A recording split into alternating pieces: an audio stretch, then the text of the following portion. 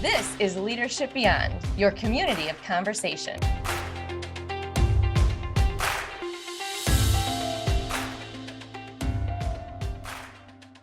Today, we are talking with Steven Puri. Steven is the founder and CEO of the Suka Company, with the mission to help millions of people find their focus, achieve more, and have a healthy work life. Steven's career started as a newscaster interviewer for the #1 youth news show in the DC-Baltimore market, and then as a junior software engineer and Thomas J. Watson Scholar at IBM. After attending USC in Los Angeles, he began working in film production and produced computer-generated visual effects for 14 movies, including Independence Day, which won the Academy Award for visual effects. Steven's first tech company was Centropolis Effects that produced those CGI effects, and he eventually sold it to the German media conglomerate Das Werk when he was 28. Steven then produced some indie films and eventually went studio side to develop and produce live action features as a VP of development and production at 20th Century Fox, running the Die Hard and Wolverine franchises, and an EVP at DreamWorks Pictures for Kurtzman Orsi Productions, where he worked on Star Trek, Transformers, and more. After Fox, Steven returned to building tech companies and founded the Suka Company. Suka means happiness from self-fulfillment in Sanskrit. The Suka is a focus app that bundles all the tools necessary to have a focused experience and a healthy, productive workday. Steven lives in Austin, Texas now.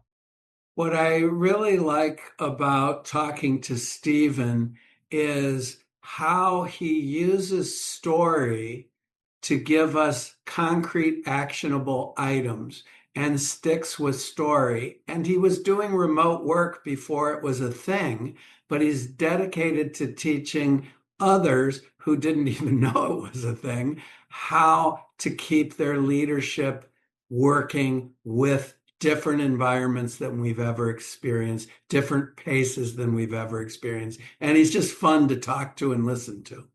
Oh, Steven was so much fun to listen to and talk to. I mean, we laughed and we went on tangents, but we connected it all to leadership. And there's some really great insights for leaders and CEOs at all levels in bringing together the best workplace.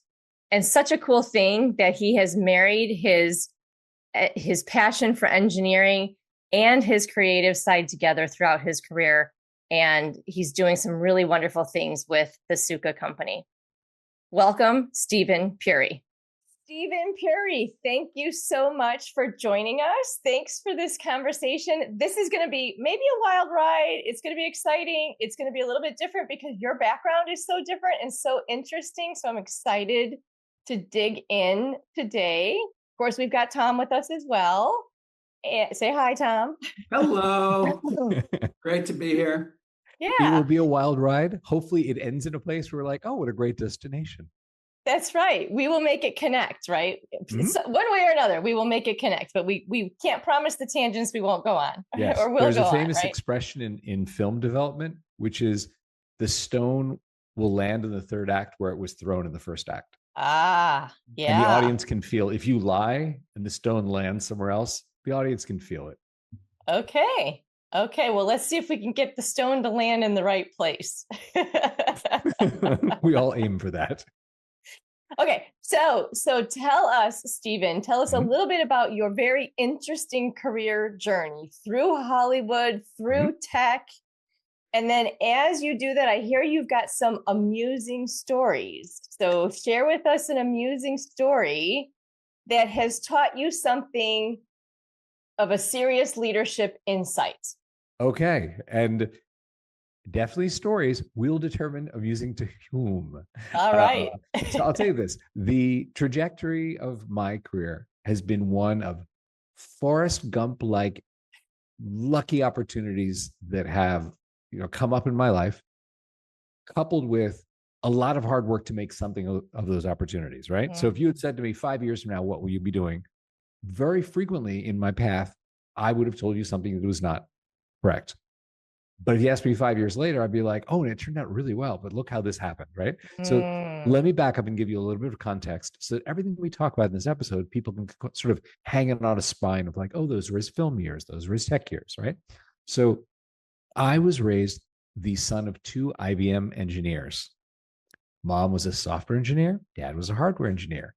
And your mom's a great ice skater. You probably learned to ice skate as a child, right? So I was a little code monkey in my teens. Code monkey. I ended up going to USC. I grew up in Northern Virginia because my dad worked for the division of IBM that did the Pentagon work, the DoD work, right? So we were there.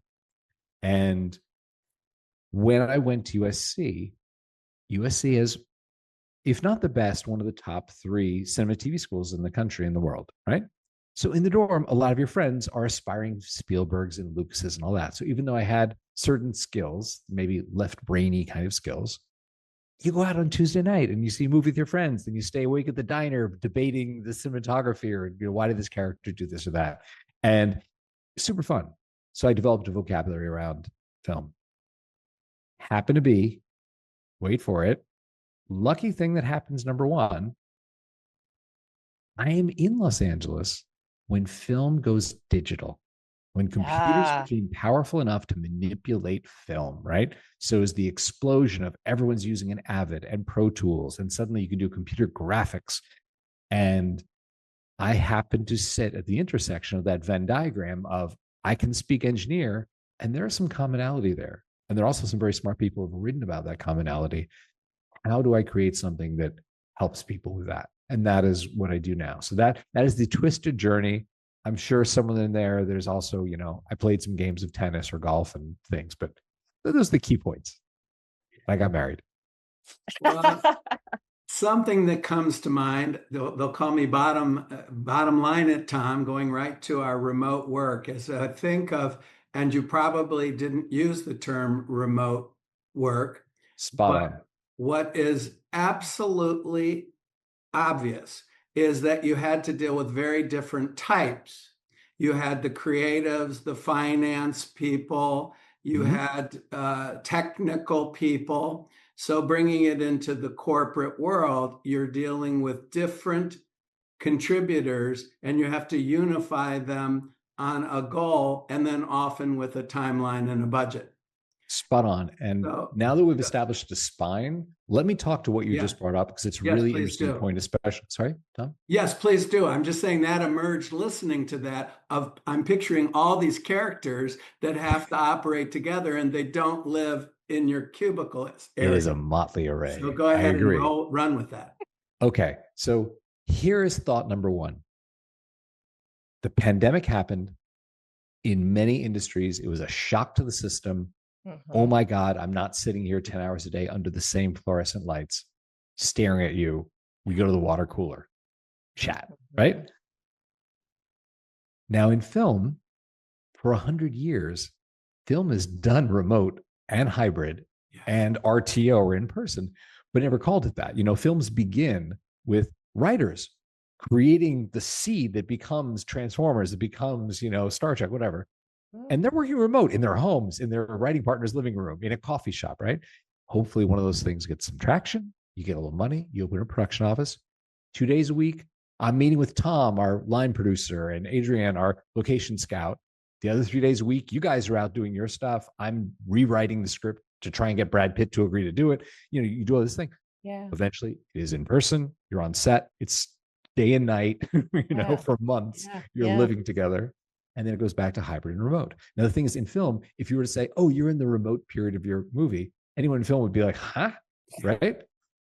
You're in development, you're in prep, you're in pre-production, you're in post-production, right? But the interesting thing is, leaders have established patterns of how they lead through those periods, as Tom said, with both creative professions. Hey, man, what happens next? And very technical professions. Tell me exactly what you think this character would be wearing. Let me go research that. Let me design the sets for this. Let me come up with the color palette for what I'm going to shoot, things like that, right? So you have a very creative but technical world that has to come together in each of these periods, and leaders know how to do that. Now, what is interesting to me is, as I moved into tech, a lot of those lessons map really well into that world. And I know in this podcast, especially with Tom's probing questions. We're going to get to some very actionable advice about what are those insights. So that foreshadowing. I've talked to him enough now. I know he's like listening very actively, and he's like, and now let me probe this. So I'm ready. Probe away, Tom. So let's just go a little deeper of what you just said, and I'll repeat it. Those skills, and you didn't know it was remote work. I like that because we're experiencing this in hybrid. Everything existed, but it all has new names. Right. But it didn't exist for everyone. Yes. And so that's the difference. So going a little deeper, what are specific skills that map? We have dealing with different types. You have engineer, so you can deal with the technical process people. And you have creative, so you go to the big picture and they don't care how we're going to get the costume. They just say, it's got to look this way. And so, what are some things that you learn to do that are skills that leaders who deal with different types too? Okay, so let's begin early in my career. This is around 20, and it has served me in both of these two fields, which is managing creativity, right? Because that's the saying, like determining where lightning is going to strike. Can you really do it? Yes, actually, there are some things that I've learned from creatives. So let me give you an example. Little Steven is 20 years old, and he's working at a company in Hollywood, an ad agency that does trailers for movies, commercials, music videos, that sort of thing, right? A lot of Warner Brothers work in Buena Vista, which is basically Disney, right? My job at that time, straight out of school, was I ran the little department for the writer producers. So we would get in rough cuts from the studios. Hey, this is our spring movie next year with Julia and so. This is our Christmas thing. We want you to help sell it. And I would assign that to writer producers. I'd call up Tom, go, Tom, you did that great job with, Batman last year. Can you do this Superman one this year, right? Now, the company's run by two guys who are very well respected in the field. I'm doing this like 20 years. They worked at the networks, worked at the studios, very well respected. One of them, Jeff, comes in my office. And he is the only person in my life who's ever called me Stevie. So I'm just going to use his voice now in this. He comes to my office. He's a very gruff guy. I go, Stevie. I was like, yeah. He's like, you know Bart? I was like, yeah, Bart, the guy who works in the vault. Yeah, I met him. He's like, you ever give Bart a movie to write a trailer? I was like, are we talking about the same Bart who drives tapes around Hollywood? Like, no, should I? Where are you going with this? And Jeff's like, I have an instinct about him, Stevie. Jeff, your name is Lindor. You've been doing this for 20 years. Done. I'm not here to question you. Found a Warner Brothers B title that had like a month deadline. So if Bart bombed out, I could give it to someone else. Gave it to him. 2 days later, Jeff's in my office. How's Bart doing? Jeff, I haven't bugged him. He's never written a trailer before. I thought I'd give him until Monday and I'll check in. Okay, fair enough. What else did you give him? Jeff, he's never written a trailer before. I gave him one movie. Jeff goes, Stevie, let me teach you how creativity works. It's never about the thing. It's about the other thing. If you give Bart one movie to work on, he is going to stare at it with little beads of sweat coming down his temples, and he's going to write the most obvious B version of that trailer you've ever seen. And what it is you as an engineer, or you can probably map this onto whatever, those playing at home can think about their own careers, but there's the thing you need to do, and you are trying to solve it, and it's like this Gordian knot. And your mind keeps going into the same neural pathways of, oh, well, I think it's got to be this. It was this once before. I don't know if I could adjust, but that's not working. And what's interesting is engineers sometimes call it rubber ducking. I don't have my rubber duck on my desk right now, but you pick it up and you explain to the rubber duck, or if you're pair programming, you talk to your pair. And there is a thing that you do when you have to articulate outside your own brain what the problem is. That stimulates different neural pathways that suddenly, as you're saying, you're like, oh, but we could try this if we use a different React component that didn't, hold on, let me try that, right? And it's just another way to get unstuck. It's the creativity of saying, how do I solve this problem? The same way with Alexander the Great, just being like, I got your Gordian knot right, not right here, buddy. Let me show you how to fix that. Mm-hmm. So I know a lot of, there's a preferred style of like the talk it out kind of people who, they might like, I am a talk it out problem solver. Like everything I do, I mean, I talk all day long, whether somebody's here or not. Thank goodness I now have dogs because I talk to them and they just give me those looks like you're Wait so until smart. they write their memoirs. Yeah, if only the truths they'd tell. But also, I know there, on the other side of that, there are the quiet doodlers or, they're writing it out. And so there's this, all of it is a creativity in some way, where you're connecting, and it's either a quiet creativity, a quiet think out loud, think messy, or, a very external vocal think out loud, think messy. Yes. So I think what underpins what we're talking about, and this is a broader topic that hopefully is helpful for leaders, is a lot of it is the emotional intelligence of, or it's something, this is something where it's Tom, why don't you not come in for a day or two and do whatever that thing is you do when you're working remote? And we'll see you in the staff meeting. Because that's usually when you walk in and we haven't seen you and you're like, this. And everyone in the room is like, yeah, that changes the trajectory of our company. We should leave right now and go execute what Tom said. May I name what I just heard? Which is markers, purposeful markers. So a lot of times we don't know what we're doing and why we're doing it. And so I learned this with brainstorming with engineers at John Deere. They said they hated brainstorming, and there were other people that just wanted to brainstorm all day and do nothing else. What we learned is if you set a time limit and you say, for 5 minutes, we're going to brainstorm, then we're going to put the black hats on and pick one of these things and bring them forward. These same introverted people would brainstorm around with the clock because they knew there was a clock on, with the group. Whereas it seemed like it had no beginning, no end, no reason, like it was in and of itself. And what I heard you do so subtly and masterfully is put little markers. And arts does this all the time. Adrienne mentioned earlier, you're foreshadowing.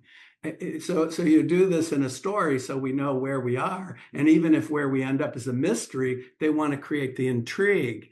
And I think leaders need to do a better job of not just directing and supporting, but also creating a story so that occasionally you'll go out of character, but we're going to create an environment where your best self comes forward most often. So ask what you want and flexing to what they need. Yes, that is a wonderful way to put it. And I will expand on that.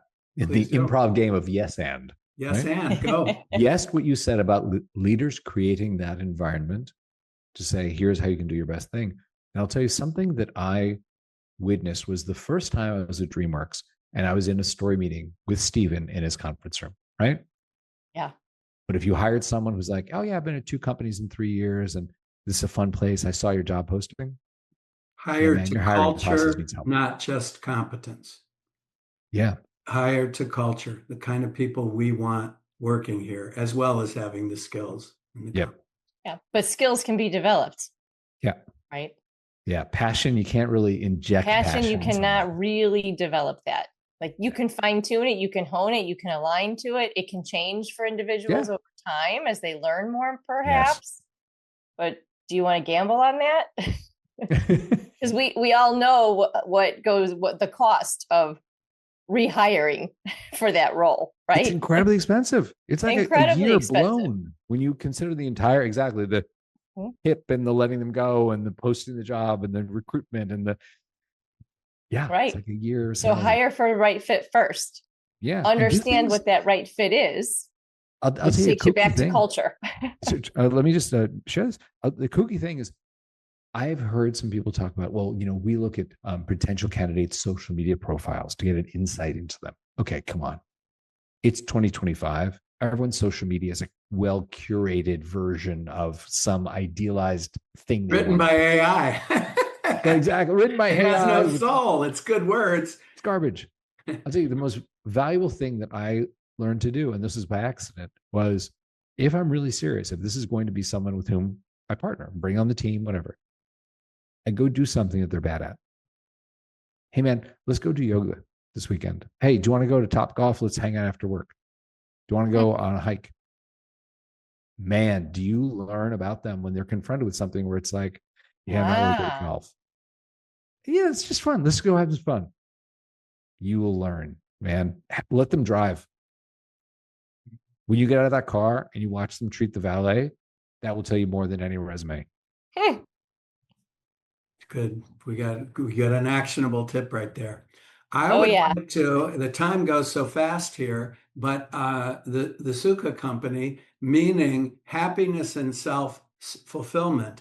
And Yep. I would be interested to hear how you view happiness and self-fulfillment and how that fits into the leadership landscape. I have a very strong thesis that we all have something great inside us. And the question of this lifetime is, are you going to get it out or not? And there are very strong, well-funded, smart forces that are working to make sure that we and our team do not get it out. If you're an engineer, designer, behavioral psychologist, the best paycheck you can make in the world is to work for a company whose business model is steal your life, period. Full stop. They're happy to say, give me your life. I'm going to sell it to this advertiser. I'll keep the money. Thanks. Sucks the life out of you. Yeah. They have the best user interface, the best engineering. It feels like glass sliding by under your thumb.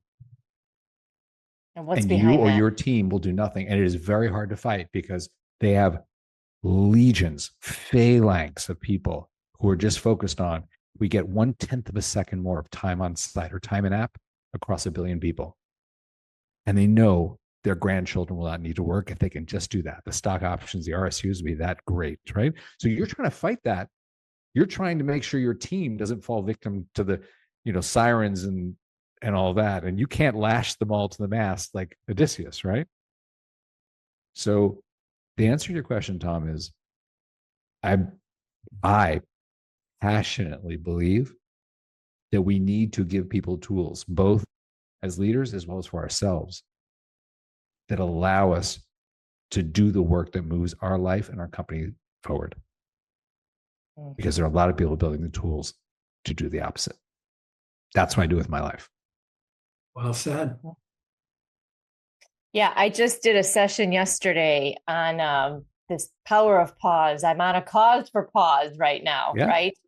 And in that session, I said the systems today that we are working with, for, against, are designed to keep us reacting. Yes. Right? And distracted.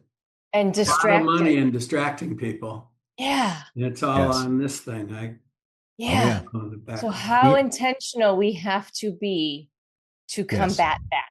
Nir Eyal, who is a friend, he has written some wonderful stuff on understanding your internal triggers and your external triggers. Because whether you do or not, people working at Meta and TikTok and Twitter and Snap, they do. They're studying it. Yep. Yeah. Their algorithms are optimizing on you. Yep. 1,000 times a second. Yeah. So what is Suka doing to do your part in helping us to fight that fight? I appreciate your asking. We're on board. We're on board. That I'm very passionate about. Tony and I, if you look at the process of getting into a flow state, and maybe to set the table, it would be smart to make sure we all, everyone listening at home is nodding their head yes, which is, I know some people know, but just to say it.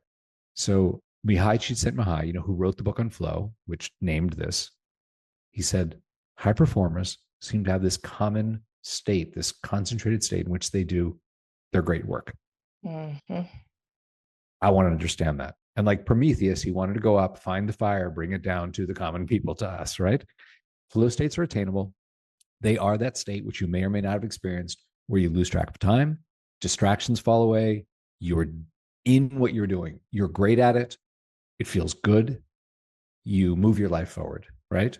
And that is the fundamental source of why I named my company when I named it, which is Sukha is the Sanskrit word for the happiness that comes from self-fulfillment. When you're in your lane, doing the thing you're great at, and it feels great. You can do it with ease.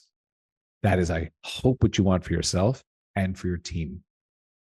Now, flow states don't happen in 7-minute increments between Zooms.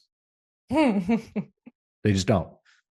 Research shows it takes 15 to 23 minutes to fall into a flow state with the correct conditions around you, the right music, distractions blocked, work in front of you, So you need to have a dedication to that practice. If you want to be doing that kind of work, and I'm not talking about stapling your TPS reports, emptying your inbox, returning your Slacks, that is shallow work. Cal Newport, we're very proud we're talking about this.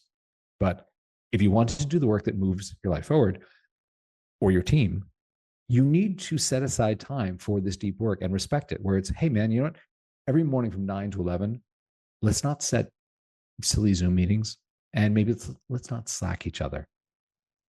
Let's let that be sacred. And hopefully out of that time comes the thing that makes someone in the staff meeting, turn their head and go, wow, that. So if we set the table a bit, that is flow states. That is how you harness it for yourself or for your team to benefit your company, right? Then you also can't be just, interrupted in the middle, because it takes you out 15 to 23 minutes to get back into a flow state when someone pulls you out, from slacking you. So let me answer your question now, that said, which is, if you decide you are that kind of person or your team should benefit from that, we built a flow state app. It is very simple. It is a website with the play button.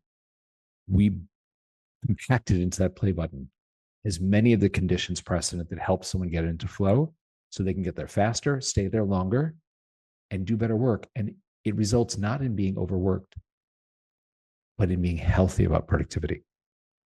Wow. Very And send us the link so that we put that in the show notes. Sure. Yeah. It's very simple. It's just the Sukha, SUKHA.co.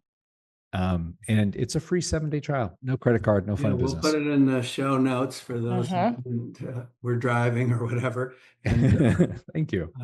And we'll investigate that. And because Adrienne's talking about the power of the pause, and every coaching client now has CEO think time in their process. And it's different what it includes, but it always includes some form of shutting out, some sort of resourceful questioning, and some patience not to have, I got to do this, I got to do that. And the very discipline of putting CEO think time into your week, it transforms individuals and cultures.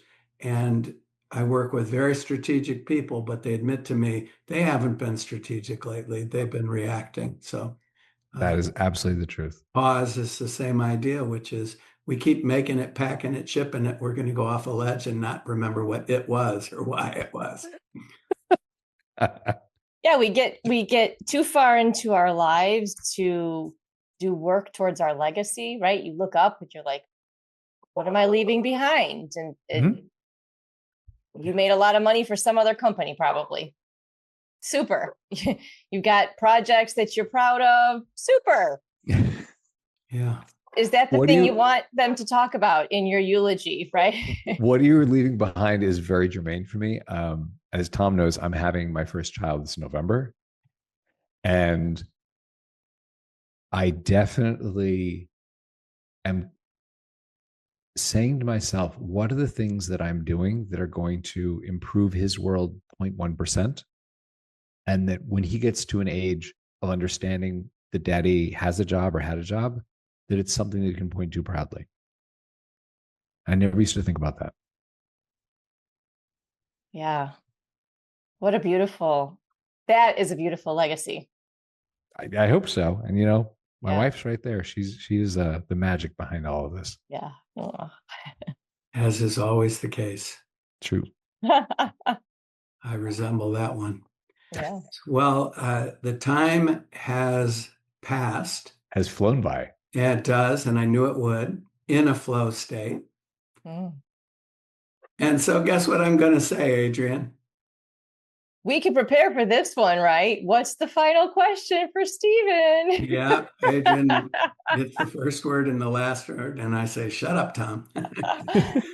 I think, what comes to my mind is, well, part of it is when Tom says to himself, bottom line it, Tom. But Steven, if you were talking to a first-time CEO, somebody just coming into that role, what would be the one piece of advice that you would give to that person? That advice would be to listen. Mm. People will help you. Users that churn will tell you what was wrong. Mm-hmm. Investors that say no will tell you why. But you really have to get out of your head and actively listen. That's one of the things I enjoyed in our conversations with Tom before. Like, he's one of those people that actually listens, and the next thing he says is not, I was just waiting for you to stop talking so I could say this. Right. Yeah. And that takes practice and discipline to do well. Practice keeps coming up, and my book, and someone can steal it, is Leadership as a Practice. Because you can go on to HBR and you can get all the cognitive things of good leadership, and they're all great. And we've been trained to take a test. So they say, get this from this expert, and we're going to test you on it. And you get an A. They know how to do that. And there's nothing that shows up in their practice. Leadership is a practice, not a concept. Thank you so much for joining us today, Steve. This was awesome. Thank you guys for inviting me. Yes, what a great conversation. We did get our amusing stories and we tied it all to leadership. And Tom kept hanging lanterns on things. Okay, that was a point. See? He just said something. That was nice. Yeah. Yeah. I would say that it wasn't too tangential, though we were good. We were. Thank you so much, Steven. Thank you. Okay. Bye. Thank you for listening to the Leadership Beyond podcast. We hope you benefited from this conversation as much as we have. We invite you to join our community of conversation. Subscribe to our podcast on iTunes, Spotify, or wherever you listen to podcasts. Don't forget to sign up at aleadershipbeyond.com for free materials and updates. That's aleadershipbeyond.com. Join us in 2 weeks for our next episode.